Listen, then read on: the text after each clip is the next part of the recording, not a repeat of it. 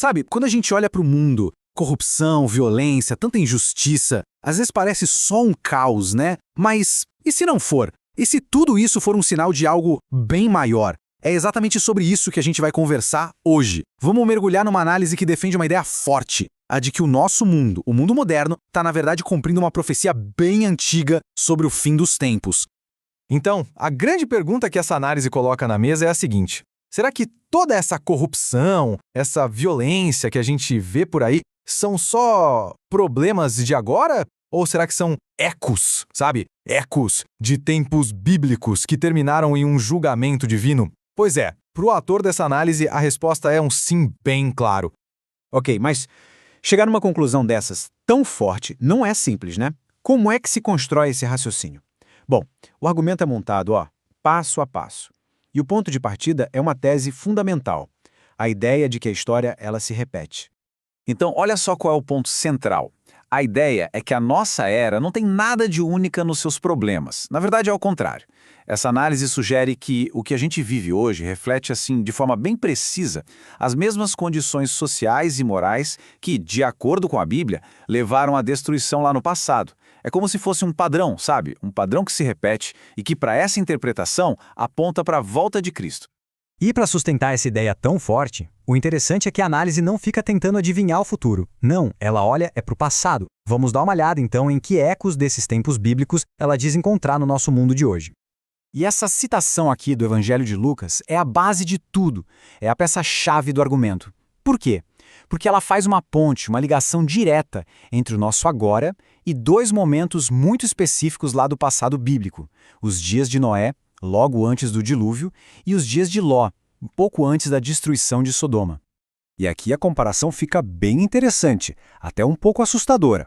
O que o texto argumenta é que, tanto lá atrás quanto hoje, a grande maioria das pessoas estava só vivendo a vida, sabe? Comendo, bebendo, casando, totalmente por fora da decadência moral que estava acontecendo ao redor. E essa normalidade, essa vida que segue como se nada estivesse acontecendo, segundo a análise, esse é justamente o sinal mais perigoso de todos. Essa outra passagem lá de Gênesis vai direto ao ponto. Ela mostra exatamente o que, segundo a narrativa, foi o estopim para o juízo: corrupção e violência por toda parte. A análise, então, usa isso para dizer o seguinte: olha, quando essas duas coisas, corrupção e violência, se tornam dominantes numa sociedade, a história tende a se repetir.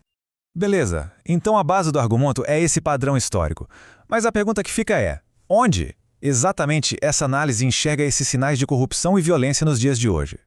A primeira coisa que eles apontam é um declínio moral generalizado. Eles buscam lá no profeta Oséias uma descrição de uma sociedade onde basicamente não existe mais verdade, nem compaixão, nem conhecimento de Deus. O que tem no lugar? Mentira, assassinato, roubo. E o texto argumenta que esse retrato pintado há séculos se encaixa como uma luva nos nossos dias. E não para por aí. A análise pega essa lista aqui do Novo Testamento e usa quase como um checklist de comportamento, sabe? A ideia é: vamos ver se essas características batem com o que a gente vê hoje. Egoísmo, amor ao dinheiro, orgulho. Se isso está em todo lugar, então, segundo essa interpretação, é um diagnóstico claro. Um sinal de que a sociedade está vivendo aquilo que a Bíblia chama de os últimos dias. E olha, essa decadência moral não fica só no campo pessoal, no um a um. A análise diz que ela vira um problema sistêmico. E onde isso fica mais evidente? Na economia. A forma como o dinheiro e os recursos são distribuídos acaba virando um sintoma bem crítico dessa corrupção toda. E essa citação do livro de Tiago, nossa, ela é muito forte para ilustrar isso. O texto usa essa passagem para mostrar que a exploração dos trabalhadores, o salário que é retido de forma injusta, tudo isso é visto como um grito, um clamor que sobe e chega direto aos ouvidos de Deus. E um clamor assim, segundo a interpretação, sinaliza que uma intervenção é necessária. É fácil de visualizar esse grande paradoxo que o texto menciona. De um lado, a gente tem uma concentração de riqueza absurda nas mãos de poucos. Do outro, salários que não saem do lugar ou que simplesmente não são suficientes para muita gente. E para essa análise, essa diferença gritante não é só um problema econômico. É um motor, uma causa direta para a agitação e para a violência no mundo. E por fim, o segundo grande sinal: a violência. A análise traça uma linha do tempo bem clara, que começa lá na Segunda Guerra e na criação da bomba atômica. O argumento é que, de lá para cá, a violência não diminuiu. Pelo contrário, Ela se espalhou, se tornou uma coisa crônica, global. E esse é o paralelo final, o mais direto com aquela descrição da Terra cheia de violência lá dos dias de Noé. Ok. Então, uma vez que a análise estabelece esses paralelos, corrupção moral de um lado, violência generalizada do outro, ela avança para sua conclusão. E é, sem dúvida, a parte mais impactante de todo o argumento, a ideia do julgamento profetizado. É aqui que o argumento faz uma conexão, nossa, direta e bem dramática. Pensa bem, a tecnologia que a humanidade criou no século XX, a bomba atômica, ela é apontada como o mecanismo, o meio, pelo qual uma profecia super antiga sobre a destruição do mundo pelo fogo poderia se tornar uma realidade bem literal. E a profecia-chave é essa aqui. A descrição do apóstolo Pedro, falando de elementos derretendo com calor, céus passando com um grande estrondo. A fonte interpreta isso como uma descrição até que bem precisa dos efeitos de uma explosão nuclear. E isso, claro, torna a profecia uma coisa assustadoramente relevante para os nossos dias.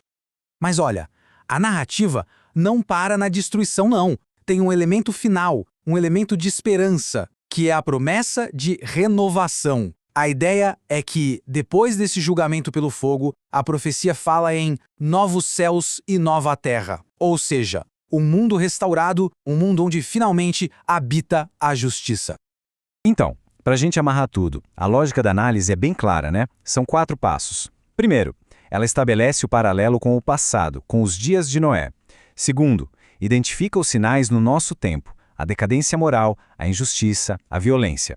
Terceiro, conecta tudo isso com as profecias bíblicas sobre o fim. E quarto, conclui que um julgamento está próximo, mas que ele vai ser seguido por um mundo novo.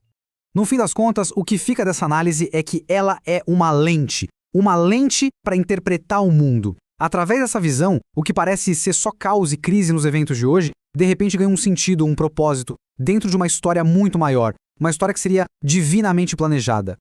E tudo isso nos leva a uma última pergunta, mais para a gente refletir mesmo. Deixando de lado a crença pessoal de cada um, como é que essa maneira de enxergar o mundo como parte de uma profecia que está acontecendo agora influencia a vida, as esperanças e os medos de milhões de pessoas por aí? Pensar na resposta para isso, com certeza, diz muito sobre a época em que a gente vive.